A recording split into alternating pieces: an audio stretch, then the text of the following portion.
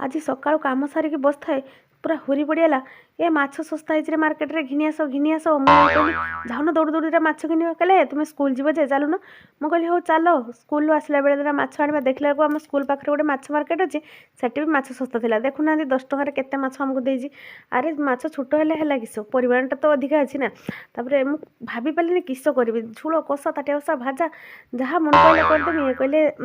Marcy दंठा आलू देकी दिटा ताटिया बसा करना तुम्हें जमी कर कहली हो ठीक अच्छे माछ सब तरतर बसिक केलीदेली पूरा फ्रेश माछ दरिया आसाला धरा कि ना बहुत टेस्ट छोट है बगीच पूरा ता स्मेल बढ़िया रकमा तापर मु माछ दंठा आलू आ गोटे पियाज चुन चुन मुन मुन करके काटिनेली से जीरा लंका सोरिष बटा पकईदेली लंका गुंड टिके देली लुण हलदी तेल देकी जल्दी जल्दी तैयारी करते बसी पड़ी ताटिया बसा आउ ताटिया बसा सांग मैंने मार्सी दंठा जे तरकार पड़ी मैंने मार्सी खड़ा जोड़ा